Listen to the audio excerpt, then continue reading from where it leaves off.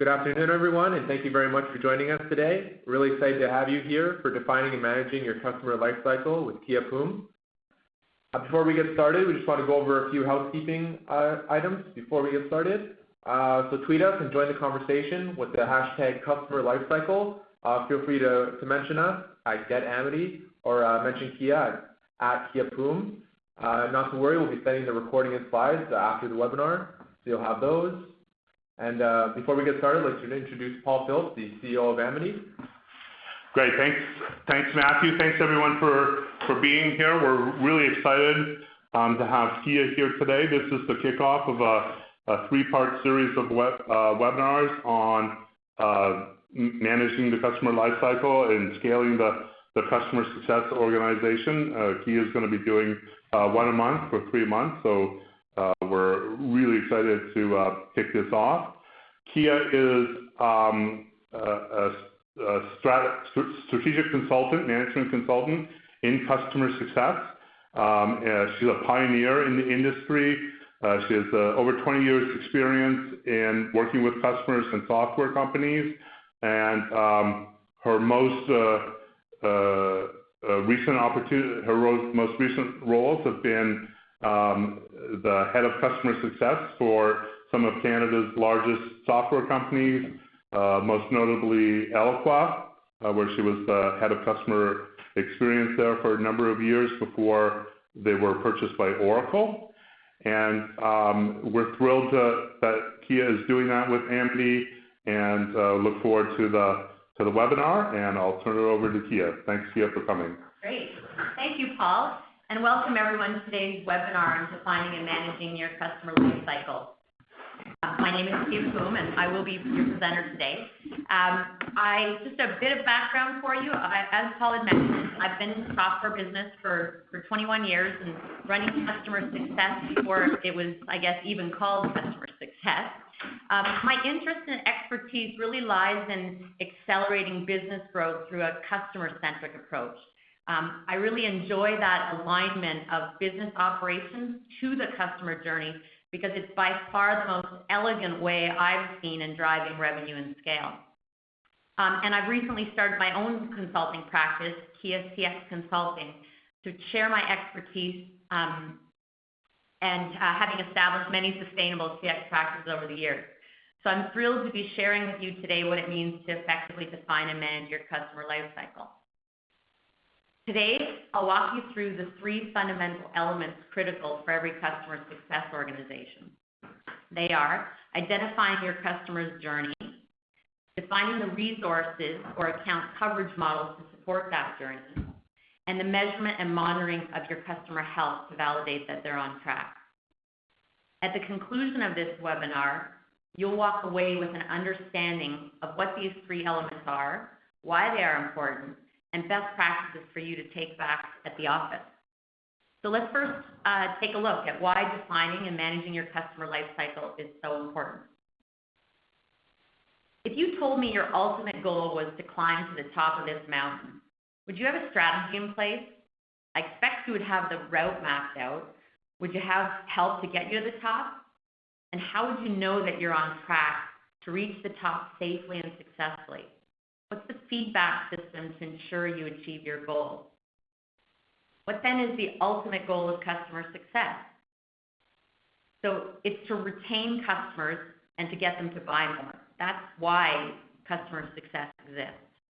When customers gain value from your product, they will stay and buy more, and to gain value, they need to be using your product in the first place. So product adoption is really key to protecting and growing your revenue, which means how you drive customer adoption is critical to you achieving the ultimate goal. So let's take a quick poll. Where would you say your organization is in the maturity of your customer adoption strategy? Is it missing? You don't have one. Ad hoc. Right now, CS does everything and anything to make sure that the customer is successful. So it might consist of a lot of firefighting. Is it repeatable? Are your activities aligned to an adoption plan with some gaps, but you're still relatively largely reactive and not measuring customer success, or is it systemic? Do you know the activities directly that drive success and that you're measuring the health of the customer, and you're slowly becoming more proactive and having more time for business value activities?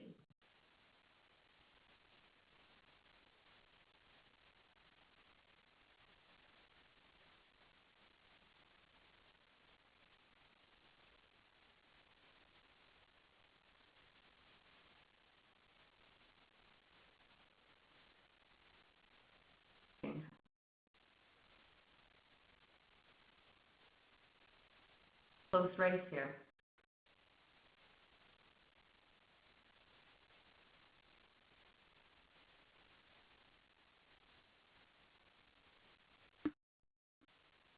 Okay, interesting. So it does look like the majority of you do have a repeatable process in place, which is great. I mean, that's awesome.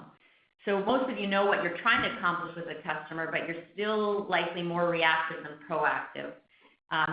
You may also be finding it harder to support the growing customer base as it does, and churn is likely increasingly becoming more of a risk as you do grow. So then let's take a look at what it would take to mature your organization to a more proactive and sustainable practice where you can spend more time on business value-added activities. So in the mountain climbing analogy, if the ultimate goal is to reach the top, then the route, the team, and the feedback loop is what's going to get you there safely and successfully. Analogously, for customer success, the ultimate goal is retention and expansion. So the customer journey, the CS resources to assist that journey, and the CS tool used to measure and monitor the health of the customer is what's going to get you to drive adoption successfully. These are the three fundamental elements of your adoption strategy. It's the execution plan to ensure product usage. Of course, there is a lot more to defining and managing your customer lifecycle than this, but without these three fundamental elements, you'll never have a solid foundation upon which to build a disciplined CX framework that grows sustainably. So let's dig into each of the three elements a bit further. What is identifying your customer journey? As I mentioned, view it as a path to product adoption. It outlines all the steps your customers take in fully realizing value from your product. It is the foundational element. It outlines what you need to do with your customers to move them through the journey, and it enables you to manage customers as it aligns to their goals. Without it, your customers are going to be dictating how and when they need you. So it is your key to manage customers and ultimately scale.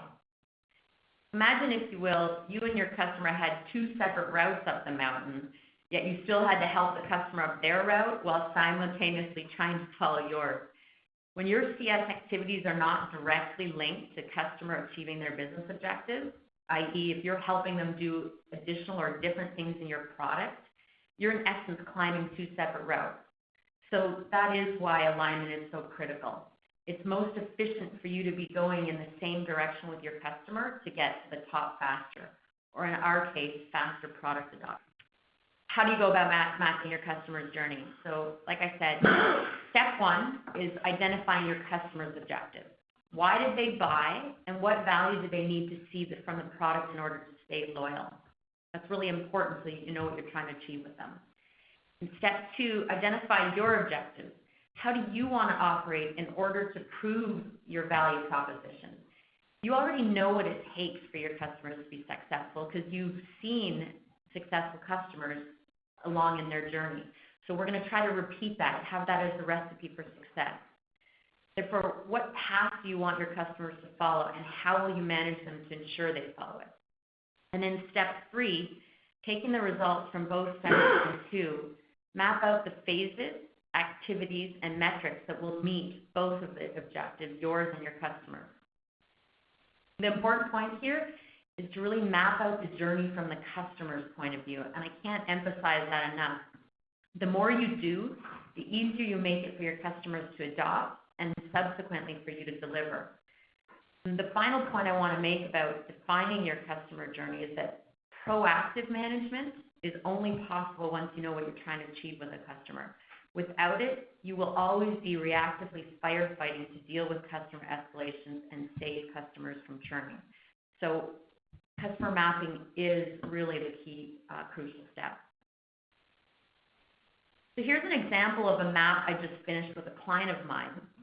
The main phases from the customer perspective are outlined, along with the corresponding activities to support those phases, and measurable metrics at each phase to denote objectively when a customer is successfully moving forward or when they start to get stuck. The aha moment with this particular executive team was when they noticed that they were missing activities at key stages to support the customer. This caused them to reevaluate their deployment methodology to ensure nothing fell through the cracks. And they also looked at the resource coverage on the accounts as a result of the changes they made. So good journey map will outline all the key phases the customer goes through to achieve success with your product. It will be from their point of view. It outlines the corresponding activities that customer success is required to deliver to move that customer through the journey. And then it aligns both you and your customer's objectives so you're moving along the same path. Let's pause to take another poll.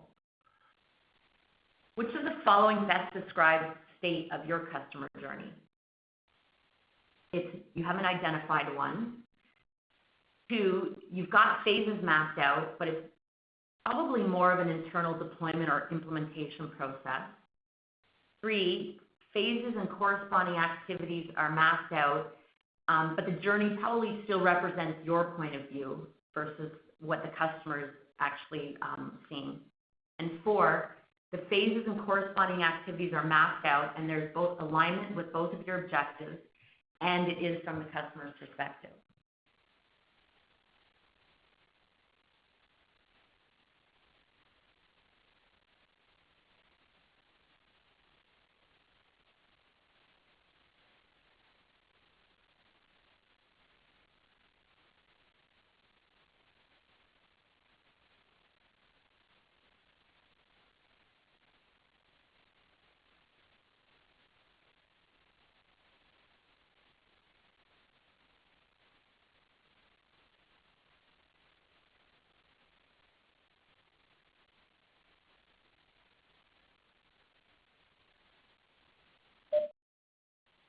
Okay, so the majority of you voted for number 2, where you've got your customer journey mapped out, but it probably is more of a deployment methodology. So a takeaway could then be to look at how you could modify the journey to represent the customer's point of view and start to tweak activities accordingly. So the second fundamental element in managing and defining your customer life cycle is the account coverage model. An account coverage model, simply put, is the team assigned to make a customer successful. It outlines the types of roles assigned to the account to ensure that all the journey supporting activities are delivered. So by providing clarity on who's doing what and when, i.e. the skills and the accountability, it also ensures that there's no duplication of work effort, of resources piling onto account, or having things fall through the cracks without ownership. So as all time and effort is directly focused on activities that help the customer achieve their goals, the account coverage model is the means by which the CS organization drives the customer adoption in the fastest and most efficient manner possible. So let's look at how to define an account coverage model. Again, in 3 high-level steps.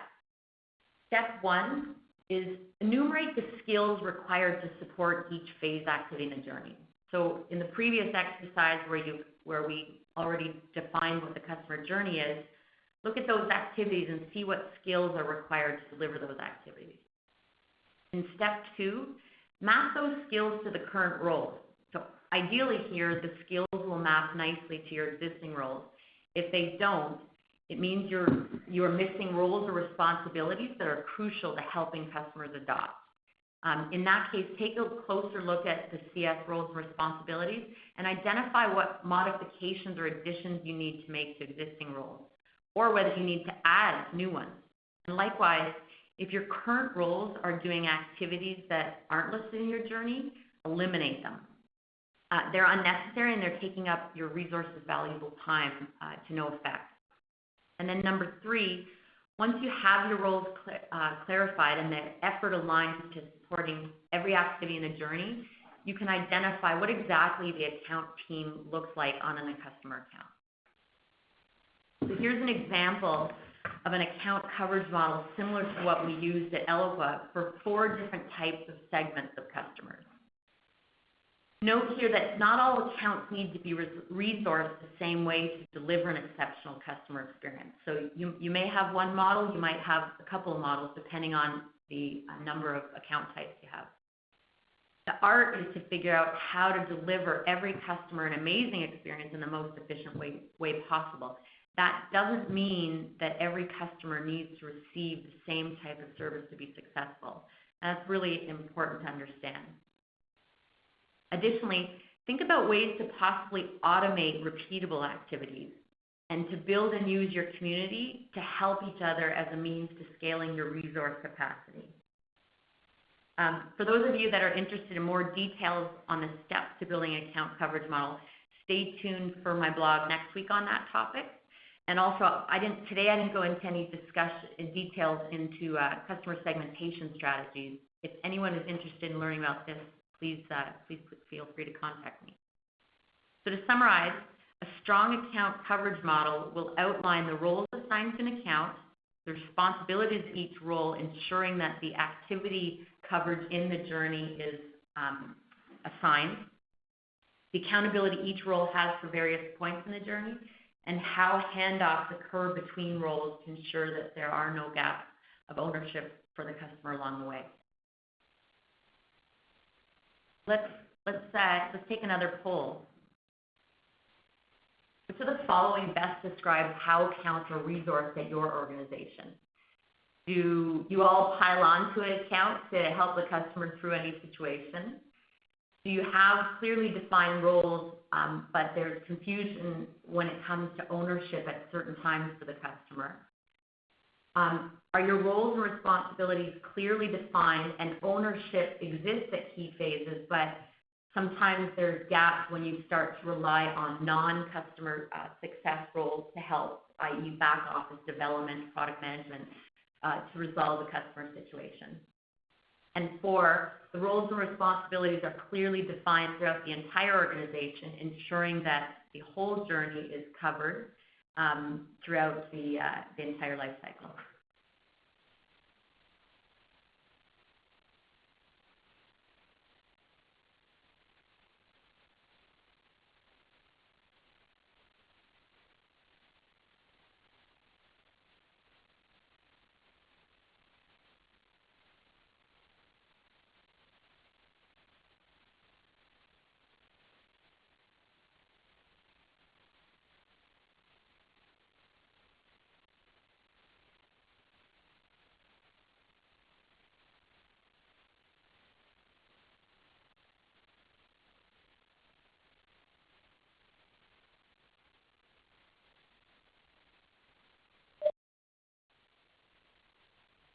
Right. So pretty close between 2 and 3.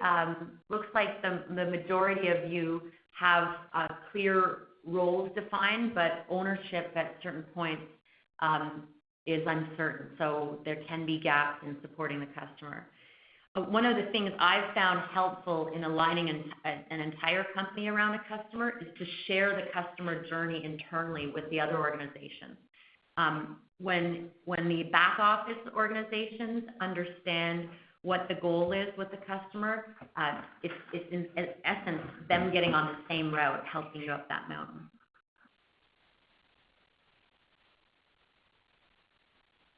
The third and final fundamental element to defining and managing your customer life cycle is measuring and monitoring the health of your customers. Think of it as operationalizing your adoption strategy into a tool so it can be measured. It's the means by which you validate your customers are on track, and it acts as your early warning system when they aren't. It also provides customer success with a visibility into where their customers are in their journey, so resources can manage and prioritize their time across their accounts accordingly. Having a feel for the collective health of your customers allows you to notice when customers start to fall off the rails or become unhealthy, so you can proactively help the customer get back on track earlier than later. Healthy customers by far adopt faster, are more efficient to manage, and have a better experience. Therefore, proactive support really is the aim. And as the use of your tool becomes more systemic, look for ways to evolve customer success and the journey based on what the data is telling you. So if customers are often having problems at any one point in the journey that is slowing down adoption, then take a look at what can be done to eliminate that challenge, be it in the product, with education, or with additional CS services. Use that as your feedback system to continually evolve your practice. So here's an example screenshot of Amity's application, which allows you to quickly get a read on your customer health. Solid system will allow you to easily operationalize your CS strategy into the app so you can start tracking data to validate the movement of your customers through the journey. Use these tools to help drive CSM workflow so they're more effective at monitoring the customers toward their objectives. And also, as you learn from the data, continually refine the known risk factors to health so that early warning notifications can be sent to the account team to handle problems before they happen or before they turn into major escalation. And for the final tool, how many of you currently have systems in place at your organization to measure and monitor customer health? 1, there's no system in place. 2, you've got a system in place, but there's no process to do anything with the data when you see it. 3, the system is in place, and you're mostly reactively acting on the data to solve a customer problem and get them back on track.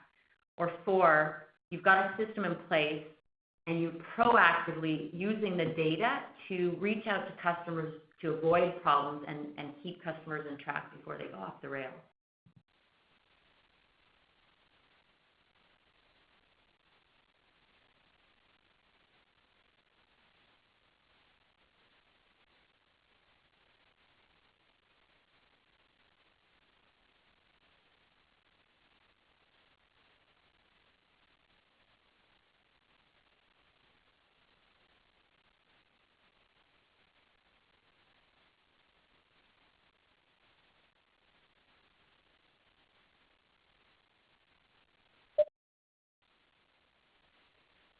All right, so the majority of you say that you still don't have a system in place. It's something that I found gave a lot of visibility at Eloqua when we did start to implement a system. This was even before these systems exist. So we did a certain amount of reporting just to give us visibility. It really did help us prioritize our work effort and make sure that we could help out customers before it was too late. So something to think about and take back to your office is look at what possible indicators could reflect when a customer is turning unhealthy, and then use systems to notify you and your CSM organization of when those risk factors are alerted to, so that you can reach out and then have a dialogue with the customer. Use that as a reason to meet up with them and help them out.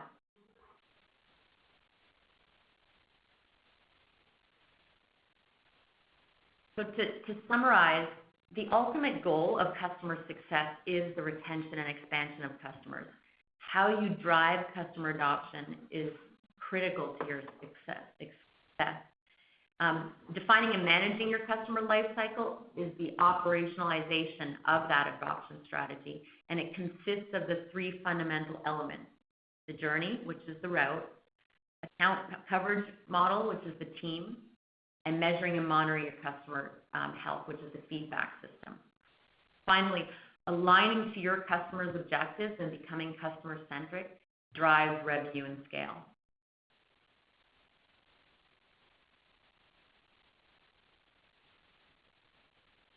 So what will you take away to keep climbing the management of your customer lifecycle? Today's best practices are my gift to you. I hope you found them useful. And for those of you not as DIY inclined and who'd like help with anything I spoke about today, please contact me at my email, kia@kiacx.com. I'm in the business of accelerating company growth through CX innovation. I use a methodology that I've refined over 21 years of experience building and growing CS organizations. I've made all the mistakes. Let me help you avoid them. Let me help you establish a successful, sustainable CS practice at scale.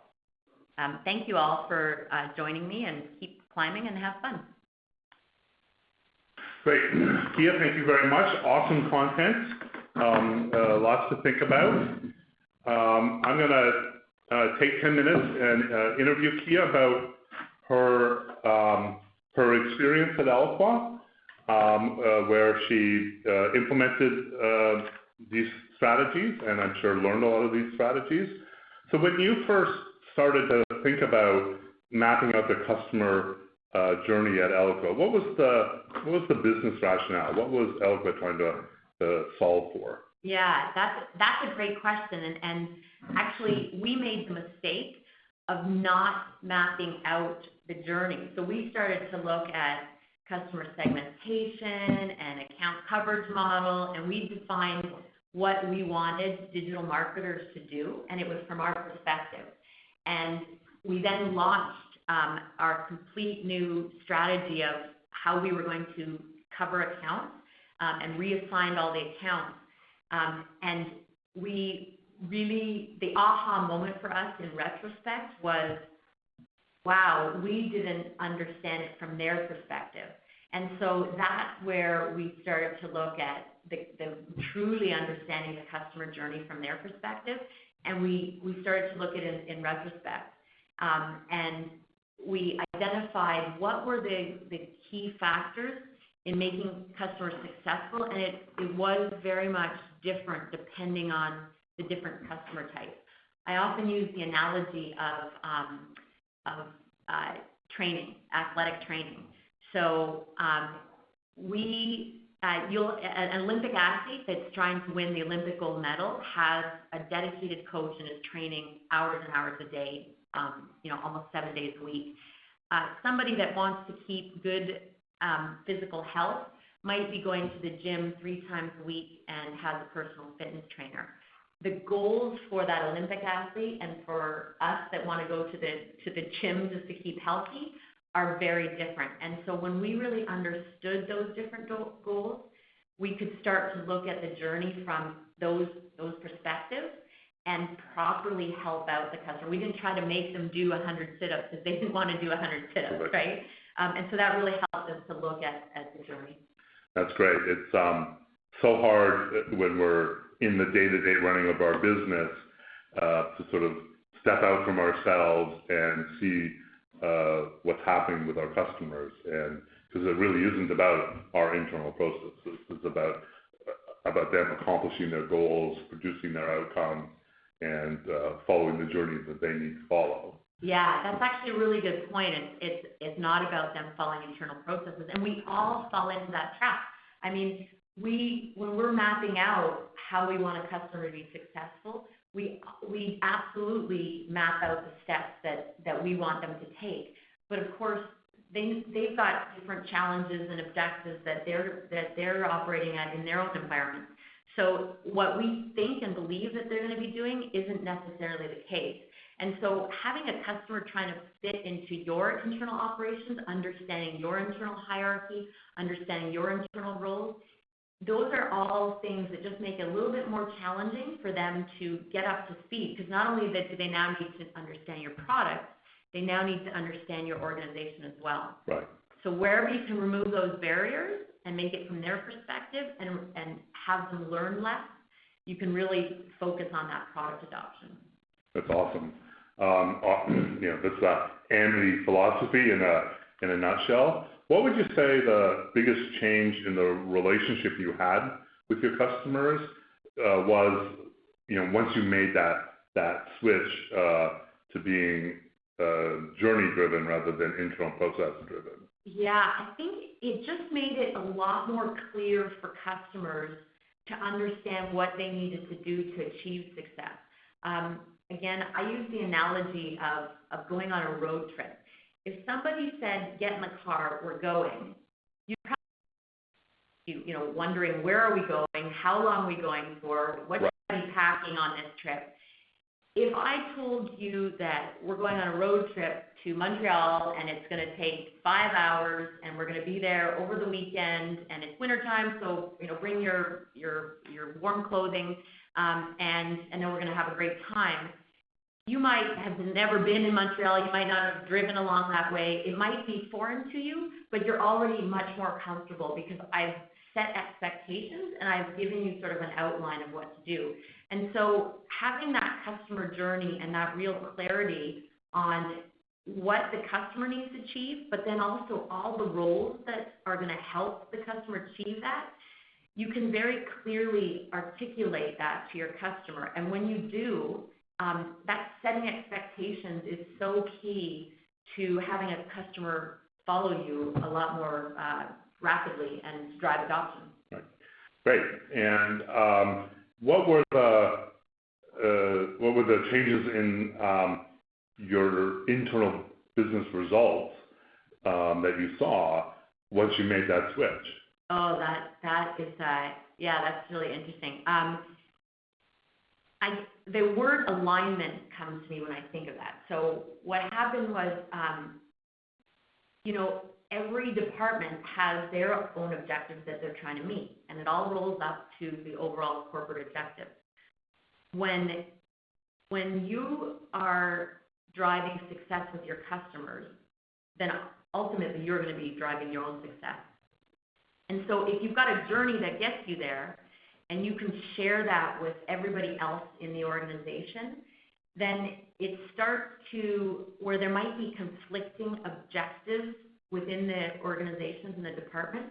That alignment to the customer journey allows everyone to, if I use that analogy of climbing up the mountain, it go up the same path. And so you really get more momentum helping customers when everybody understands where they're supposed to go. So not only the customer benefits, but the internal organization does as well. And so at Eloqua, that mindset of customer-centric thinking, it really started to permeate throughout the whole organization. We had daily stand-up meetings where QA, product management, development, everybody was there, and we went through a list of customers and to prioritize what we should be doing about unhealthy customers. And so where somebody might normally be developing code might not necessarily think about the practical application of the end customer and how they use the product,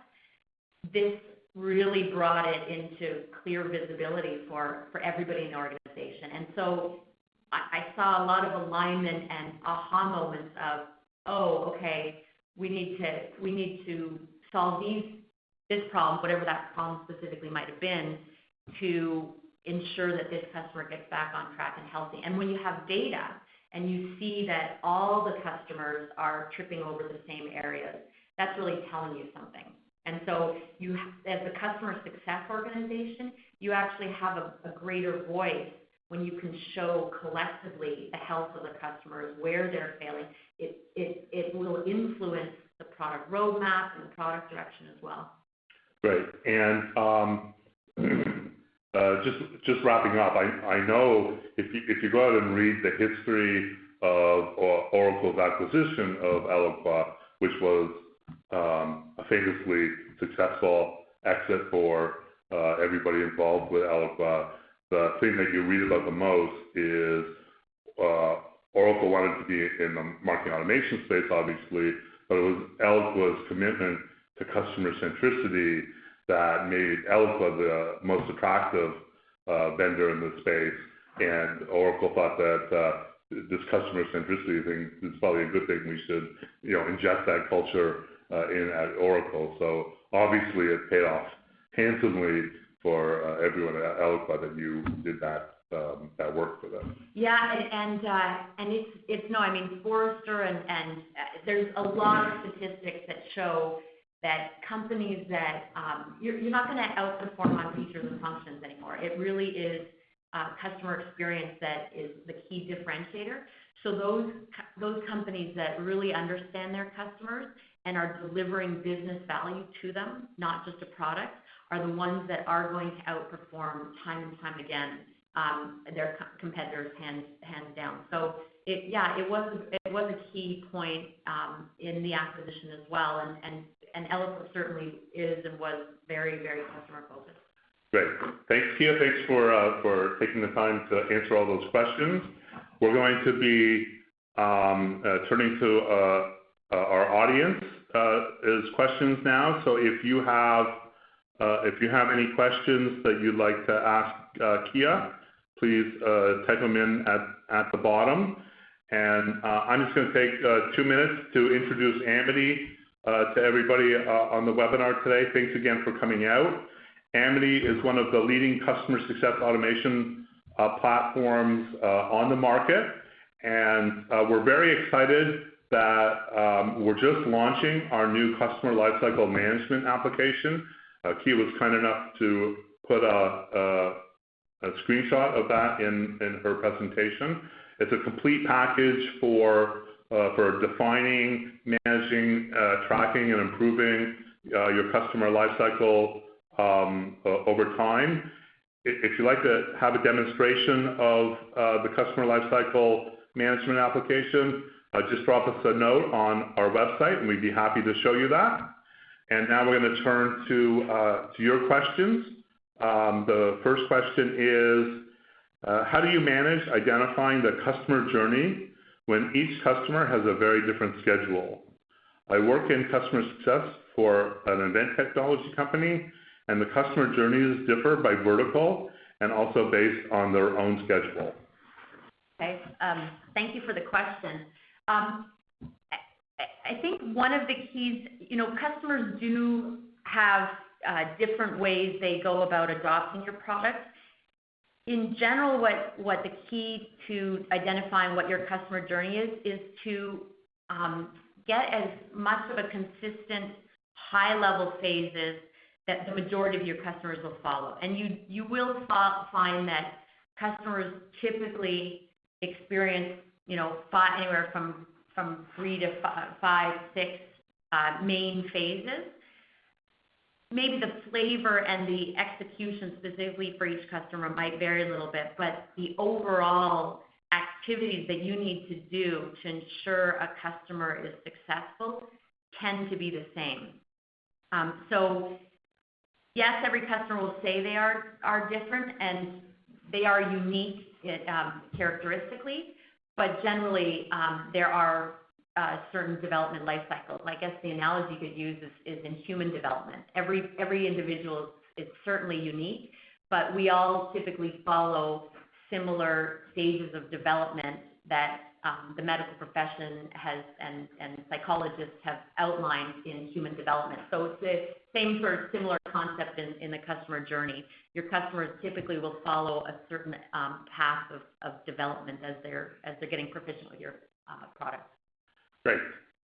So the next question is measuring and monitoring. Do you have a recommendation for what variables to consider for a health score, i.e. customer sat, NPS, ease of use, etc.? Oh, that's a great question. So all of the above there.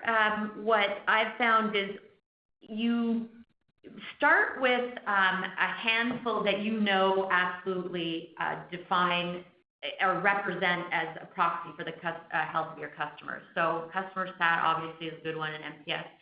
There's other things that also define, if they're all of a sudden sending a number of support tickets and need some extra help, that's an indication that they're needing a little bit more help. It doesn't necessarily mean that they're unhealthy, but they're at a certain key point in their journey that they need some additional help and some guidance.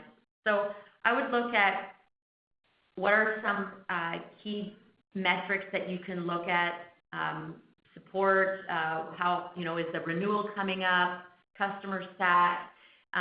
Take a look at those, define what those ranges are, and then start to build a scorecard. And that's why these tools are really helpful, because they have a number of these things defined, and you can start to use those. And then as you see the data, you can keep evolving and honing in on what really represents health for your customer base.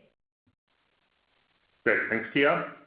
The next question is, can you recommend where to obtain customer experience management training online? That's a good question. I cannot at this moment, but I can definitely take a look at that and get back to you on that one. Great. If you want to connect with Kia, her email address will be in the deck when we send it out tomorrow. Just follow up with her then. Next question. Thanks, Kia, for the presentation at Eloqua. How closely did you work with sales leadership when dealing with renewals and upsells? That's a great question. So very closely. In fact, at Eloqua, the customer experience organization also included account management. So my organization was responsible for all the reoccurring revenue. At that time, it was about 60 million. And then we also had an upsell quota as well, quite a healthy one. And we segmented the customer base, as I had shown you in those 4 segments. One of those segments was managed by field sales. So those were truly the hunters. And then the farming organization or account management was within the customer experience organization under my leadership. And what we did that because those customers needed a lot of customer success management, domain expertise to make them successful. And if everything we were doing was working, then we didn't need to bring a field sales individual in there to do a hard sale to the customer, because it was just an ongoing dialogue with the CSM or account director that would talk about the renewal and do not only quarterly business reviews, but then also come renewal time, a yearly update that would demonstrate all the value that they were receiving from the product. And it became more about a dialogue about what more they could achieve business-wise and strategy-wise than, did you want to buy more? It was sort of a done deal that way. Great. Not all the time, but right. that would be. It optimizes your chances. It optimizes the chances, that's right. Great. Next question is, how do you manage identifying the customer journey? Oh, we've asked that question. Okay. How do you deal with a sales team that doesn't see the benefit in giving the CSMs details on the sales process and why the customer actually bought the product? Oh, such a great question.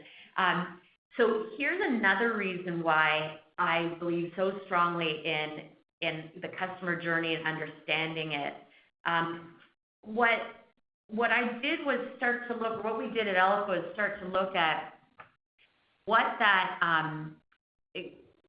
the value we were giving customers. And again, as I mentioned earlier, that you differentiate on customer experience, we outlined what at Eloqua customers were receiving in terms of the customer success program that was included with their subscription. And we knew that it far outweighed any of our competitors, hands down. We were completely blowing the competition away in terms of what we were providing them from the customer experience side. And so once I had that mapped out, I had sales attention because I helped them close deals by using customer experience as a competitive differentiator. And so once you have the attention of sales because you're helping them win the deal, then of course you're going to start getting some buy-in from them. The other thing that I did was, and so of course we also included in systems, we had Salesforce at the time, the information that sales was collecting in terms of actually why they bought the product, et cetera, we made sure that we were getting that information. Now, easier said than done. I do appreciate the challenge that exists getting, you know, the why bot and all the discussions that happen in the sales cycle. But there's also ways to introduce CS earlier to start collecting that information. And we made sure we had handoff calls with sales to really transfer over the information and do a really warm handoff with the customer so that they didn't feel like they had a disjointed experience and now they were dealing with a whole new company. Right. And so that was really key as well. Great. Great. Are there any more questions out there that people have? Anything in questions? Okay, if that's everyone's questions, we'll start wrapping up. Kia, thank you very much. That was really amazing. Generous content, great answers, great concepts. I really recommend that if you're thinking about formalizing and introducing a customer journey management process into your customer success team, talk to Kia. She's an unbelievable resource and she will accelerate your efforts a lot. And Matthew, if you want to take us to the end? Sure. So once again, thank you very much for being here today. Just so you know, a few more points before we leave. We have another webinar coming up on March 9th. It's defining and managing the entire customer lifecycle using Amity. So that's Wednesday, March 9th at 1 p.m. We'll have Sam Brennan, the Director of Customer Success at Uberflip here. It's for another webinar series that we're doing called the Customer Success Best Practices webinar series. If you like this webinar, Kia is going to be with us again, continuing the other webinar series on March 29th. So as a continuation of the Defining and Managing Your Customer Lifecycle webinar series, we're going to be having Kia here on Tuesday, March 29th at 1 p.m. for improving customer retention by managing the customer journey. If you're interested in registering for any of those webinars, feel free to visit our website, getamity.com/resources. We'd love to have you here. Just to close up, we want to thank again Kia for being here. Many thanks to our presenter. If you're looking to get in touch with Kia, feel free to use the information here. I'll be sending around the same information in the slide deck after the presentation ends. Other than that, we want to thank you very much for being here, and we hope you can join us again.